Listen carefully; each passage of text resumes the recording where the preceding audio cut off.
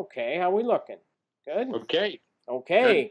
This is Fix My Swing, powered by Coach Now. So thank you so much, Coach Now, for our relationship. This gentleman here is from Sydney, Australia, right, Brent? No, he's from Melbourne, Australia. Melbourne, Australia, sorry. Yeah, he's from down here. He's arguably one of the most hated people in Australian sport because he's an AFL umpire. So if you're into AFL, you may notice that bald head and understand who he is. But yeah, he's a golfer as well. So we're going to check out his swing today. Very cool. All right, Mat Nicholls. Awesome to have you on here. Handicap's 9. Playing more consistently in the last 12 months. Certainly striking the ball better. That's good to hear.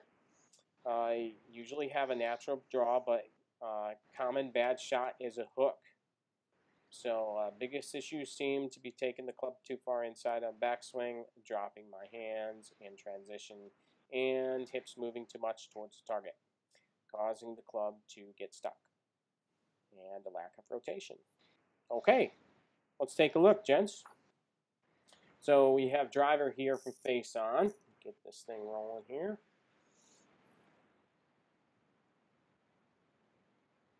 Let's take a look. So what do we think about setup here, guys? A bit narrow. Yeah, I'd like to see a little bit wider base and more side tilt. Okay. Don't worry. It's coming. What do you think, Brent? Yeah. I would tend to agree. Possibly that ball's a little too far forward for my liking as well. Agreed. Yeah, agreed. Let's change this color to the ball position that's over there. Yeah, I think it's a little bit too far forward. You are right, sir. Okay, let's take a look here. So, at the top, pretty good legs there. What do you think, guys? Yeah, looks good. Yeah, it's all right.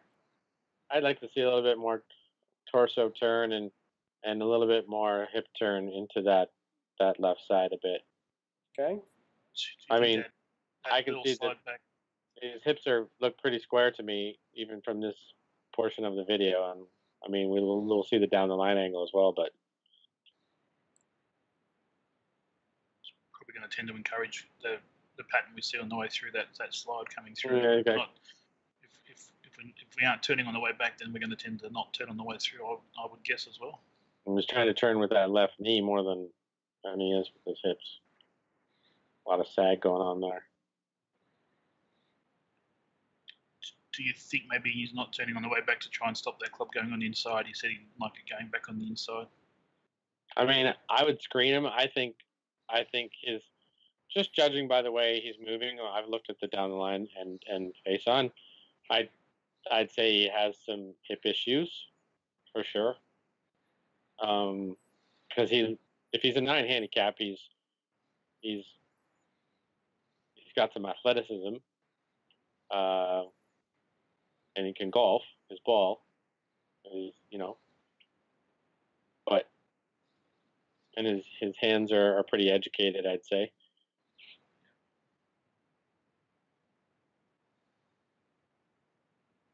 He has like a little bit of turn there in the backswing with to the left side, but not very much. Not much. And he's got a lot of lateral movement forwards we saw on the other side.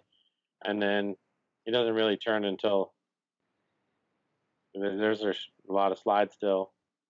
And he's shoulder height before he really turns. Some early extension there, too. Yeah.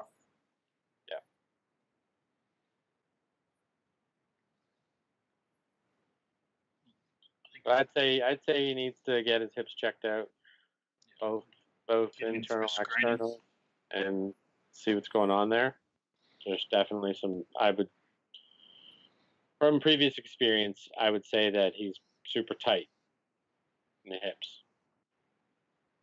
Yeah, that would and be my seeing guess as well. particular movement. So, and then everything else up, his hands and forearms and take over, and his rate of closure is super fast with the hands sometimes if he's hooking it. Face gets shut down. Is right here, everything is mostly driven by upper body, hands and forearms. Kind of rip it through there. I also know because I have that same issue. So I'm just getting my hips, to open up. I went from 5 to 9 to 11. Now we're around 15. And my dominance in the speed of my golf swing comes from last parallel to impact to, last parallel in the downswing to impact, and then, all that speed exiting just rips through. So I use my trail arm doesn't stay bent; it's fully extended at impact. So There's 9. We got lots of swings here, so that's pretty awesome that you did this, Matt. Sending us a bunch of swings. He's a bit shallow there with the stance too. Yeah. That's not helping him use his lower body.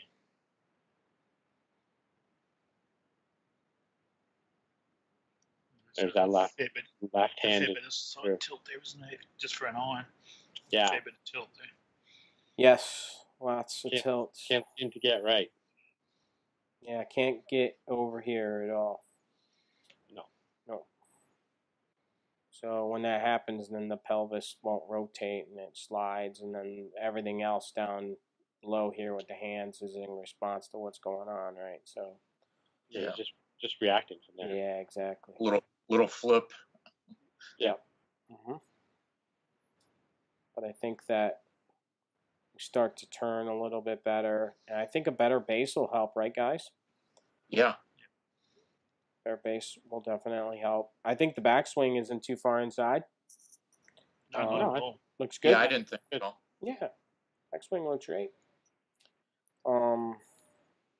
That's right. Get that stance a little wider, a bit more rotation on the way back, and then we'll get him in for a screening so we can find out what's going on with those hips.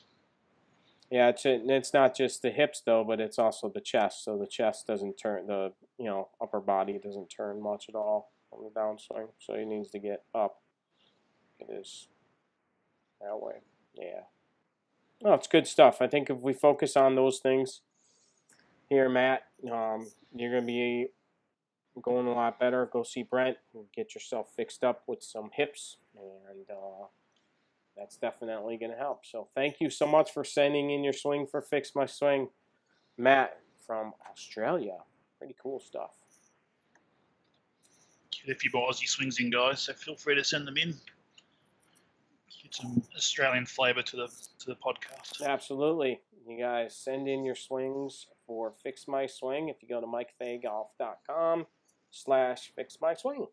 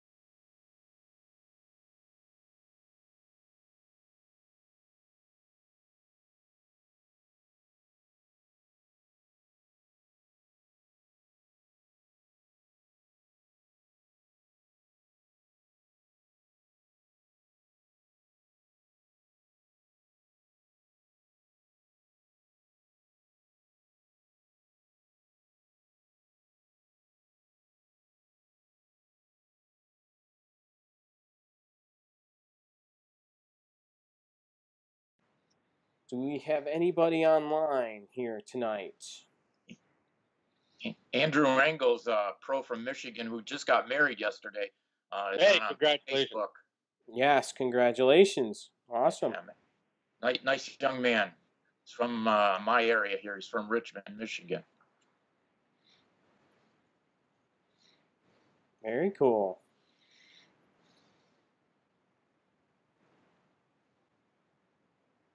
Let's see here.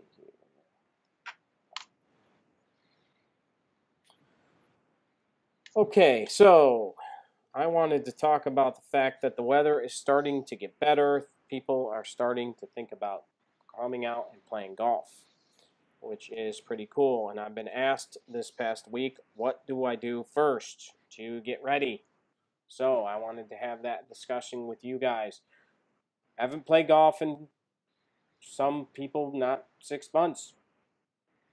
Do we go right to the range and start ripping balls, or do we kind of ease ourselves into things and start around the short game area and try and make some good contact and stuff like that? What do you think, guys? Well, I'm more the easier way into it. Hitting the short range, doing some putting, doing some chipping, doing some pitching, and kind of ease your way into a full swing. I just think it's a little easier, and I agree with you, Mike. I think what you want to do is just feel contact again, and good contact. Mm-hmm. What do you think, Brent? Again, I'm confused by this off-season rubbish that you guys have to deal with. But just play 12 months of the year. Come down to Australia and play 12 months of the year. But, I'd love to. But I've definitely on the same path as Frank. I don't think you want to go out there and rip 500 balls in the first session. After your opening day, because you're going to end up hurting yourself. So certainly easing your way in, building some contact.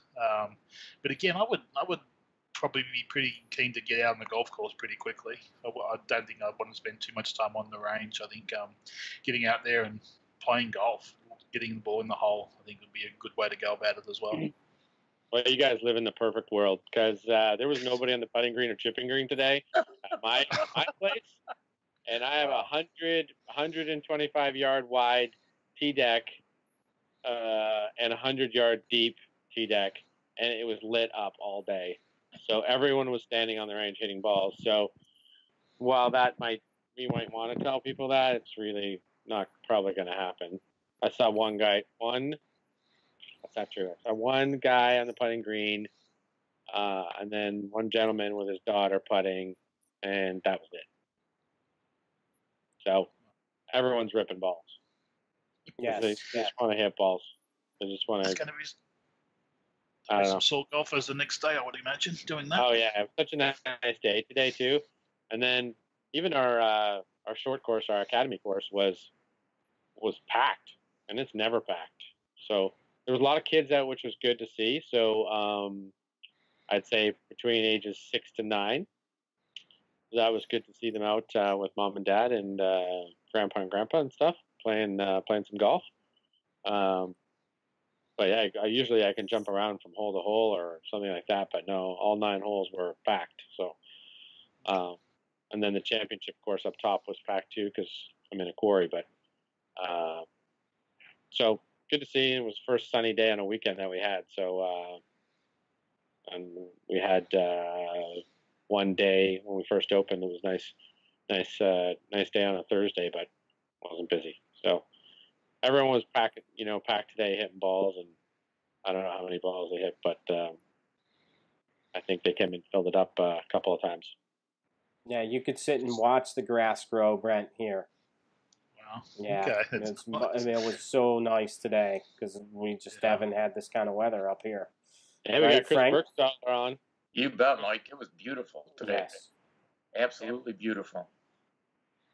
Just curious for you gentlemen, do you guys run like a get back into golf type program, or a opening day program where you can maybe get a bit more structure to how guys come back to golf, so you don't have the guys hitting 500 balls on the range to hurt themselves? Do you offer that kind of program in your coaching programs? Yeah, that's where I wanted to leave that into. I did make a post on Instagram today about the Get Golf Ready program that we have at Boyne. It's a PGA of America initiative, Brent, to get people that have never played golf before or have not played golf in a long time to get back involved in the game. Talking about very, very welcoming, very elementary, and getting people, the right fundamentals and the right stuff to get ready for the season. And it's a pretty cool. We'll be starting that in a couple weeks, and that drives people out on the golf course. It's pretty neat stuff. Creates brand new golfers as well as brings people that, like I said, I've had that question 3 times in the last 2 days. What do I do? Yeah. I haven't played golf in a while. Well, there you go. Send them over there. Educate them. Get them getting back into it properly, as opposed to doing what they think is right. Right. And a couple people that aren't going to be taking advantage of that. We got to focus on the fundamentals, right? Alignment and grip and things like that, and that's what we should be focused on when we're taking it out on the golf course, right? And that's important. And there's no doubt getting out and playing is really important. You gotta get out and play, right? I don't play very much. No, you don't. Again, not touching it. It was round 537. Yeah, because I had 5 playing lessons today, so it was 532 the other day on Thursday. I'm keeping track. 537. I know.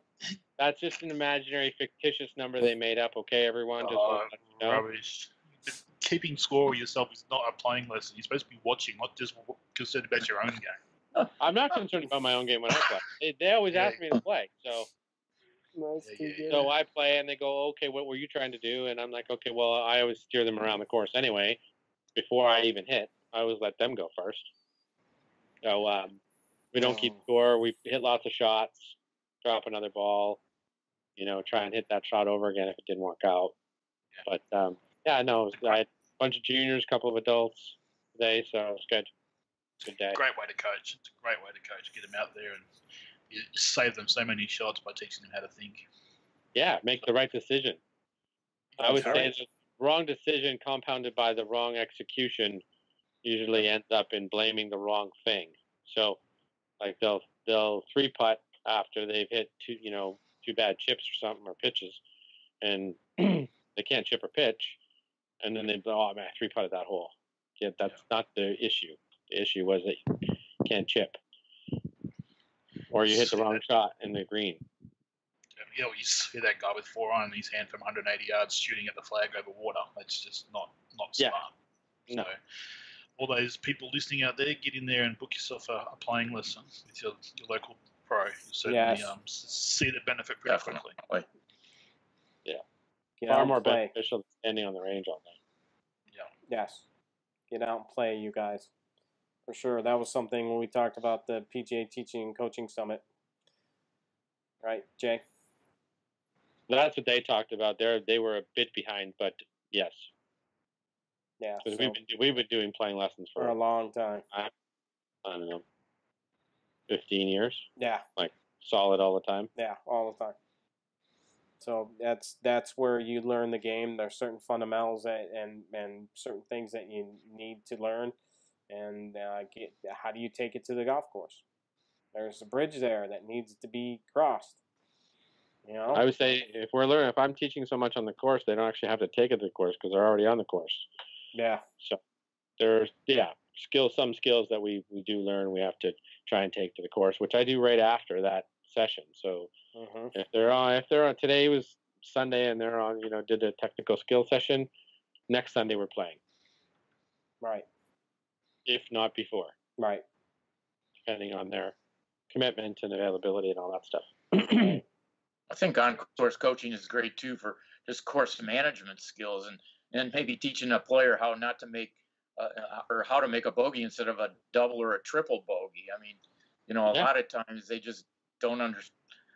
Their golf IQ isn't that good, and I think getting out on the golf course is one of the ways to improve golf IQ. Yeah, I put them in different situations all the time. So today we had downhill lies, side hill lies, uphill lies, and behind the tee deck on my course. Just towards the green from there. They're all. It's a.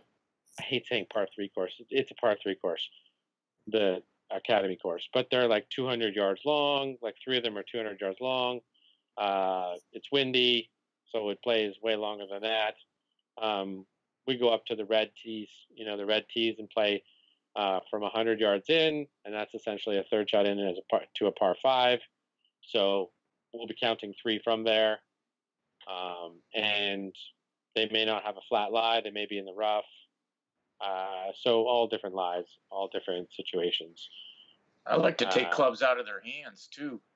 Some holes I tell them, well, you can't use a driver or you can't use any, your 7, 8, or 9 iron, things like that, just to get them a little more creative. I mean, a lot of people today don't understand that you don't have to be married to a certain club from a certain distance. There's a lot of different things you can do with other clubs. So I like to try to expand the creativity of a lot of the players that I work with. That's a great idea. Cool stuff. Yeah, very good. So you guys got to get out there and have your coach play golf with you and help you out for sure. It pays big dividends in the end. Okay, do we have anything else to chat about this week, guys? Just would like to add one more thing. The USGA and the R&A are closely monitoring putting with the flagstick in. When the rule was enacted, the idea behind it of giving you the option of having it in or out was to speed play. But now what they're studying is leaving the flagstick in, taking some of the challenge away from putting if you're using it as a backstop. So the USGA and the R&A are paying much closer attention to the use of the flagstick, especially on the tours right now, to see if it is, in essence, taking away some of the challenge of putting now. I'd like to get you guys' thoughts on that. You and I talked about that just a bit earlier. I think it's kind of ironic that they're monitoring their own new rule change. But it's like, okay, you made this rule, and now you don't like it because you think it's taking the skill away. Maybe you should have thought about that before I mentioned the rule. But heaven forbid we actually make the game a little bit easier. It is definitely faster, okay? I noticed it today when I had the playing lessons that I did. We didn't need to take it out all the time. So we just like putt, if it was, whatever, 2 inches or 3 inches, to give me just pick it up, or we're not keeping score anyway, so it didn't really matter. We're just hitting shots, hitting some putts, getting distance control, and a whole bunch of other stuff. But definitely visibly, I can see the hole better. And a couple of times they hold out, so from 15 feet. So it made it faster because they're doing that anyway. But you don't have to pick the pin up, put it back in, and put it off to the side. So it does make the game faster 100% in that regard. Any of you guys out there think it makes the game faster or slower? Let us know. I think it makes it faster. I think so too. Well, except for you kind of keep taking it out. How many times do you hit the flag as a backstop anyway? It's not as if it's 6 shots per round. It might be once every 10 rounds. It might save you a stroke. I don't see it being a huge issue. No, I don't think so either. Well, Frank, you said they might thinking about making it, just doing it on tour. Yeah, typically it seems like some of these things they just do for the more advanced players.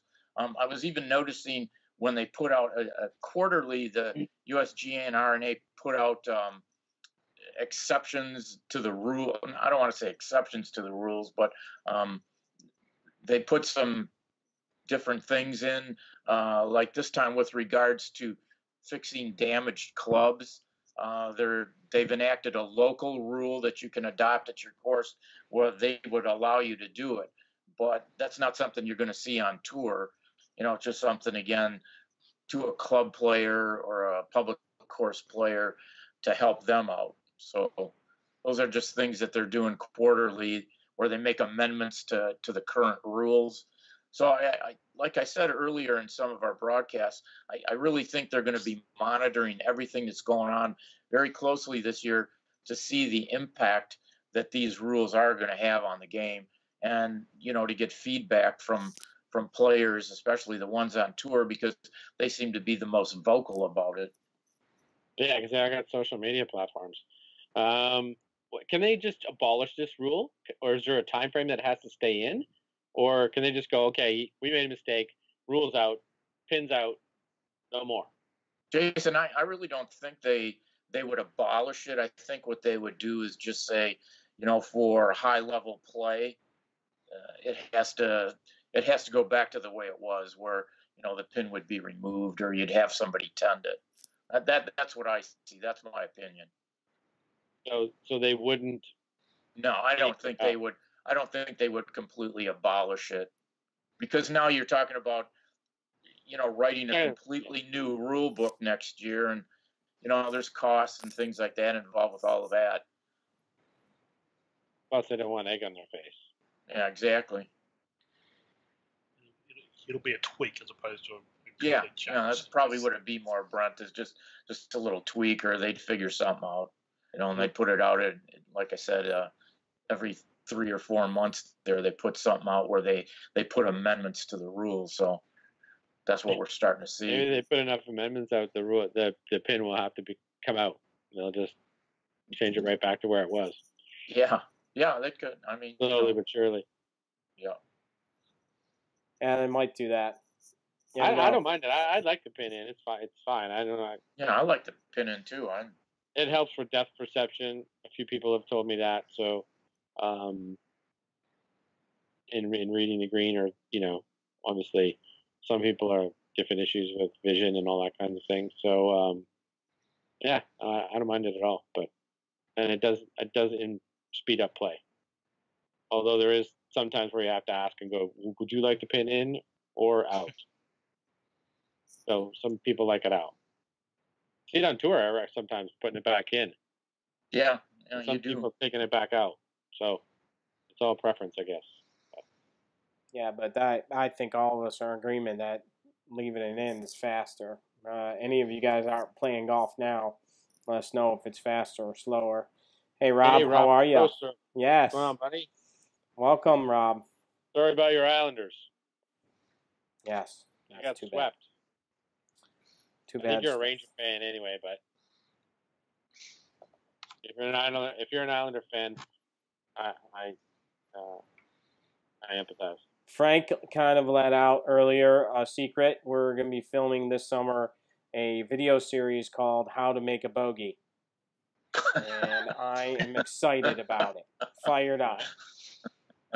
It'll be coming out. If you guys have checked out over the last few days, our club fitter and teaching professional Dave McWhirter has been doing some videos with me. We've been launching featuring Gears Golf and some of the principles and things that we've learned using gears. So check it out.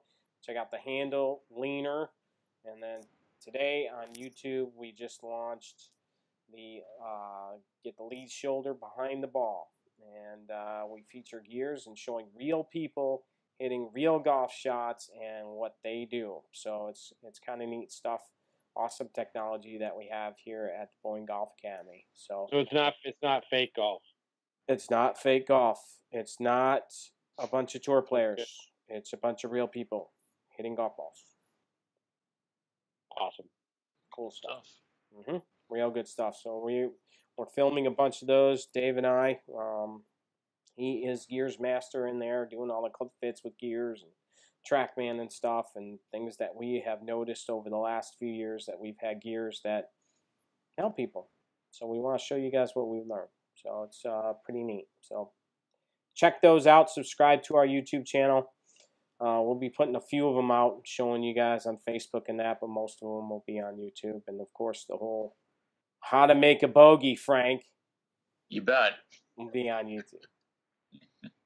So that whole series, excited. El Presidente is going to be here to come film it. We'll have those of you that have been involved with Ask the Pro know him rather well. If you were filmed in some of the commercials we did for Ask the Pro, he was there and filmed those. He's going to film the series How to Make a Bogey. So that'll be fun. We have anything else tonight, gentlemen? I just want to say hi to Shelly. Hi, Shelly. I'm still awake. Congratulations. You can see the sun just barely went down here. Soon, that in the middle of the summer, you'll see the sun will be up until almost 11 o'clock here, which is very interesting. Stay dark here at 9:42. Yes, definitely. Well, stay safe, Brent. I will get back to work now and do some work. You guys enjoy your evening. Okay. Take care of the those PGA down there. Yep, take care of the PGA down there. Those PGA Aussies That's right. in the office. Guys, thanks so much for watching this edition of MFG Show, Golf's most interactive online show. You can catch it on Periscope, YouTube, Facebook, and in your earbuds on iTunes and Stitcher and Spotify and TuneIn. So thanks so much, you guys, for subscribing. And we'll be back next week. Have a good one, guys. Thank you for listening to this episode of the Mike Fay Golf Show. This has been a Mike Fay Golf production. Follow us today on Facebook, Twitter, and Instagram. We are Mike Fay Golf, Team MFG.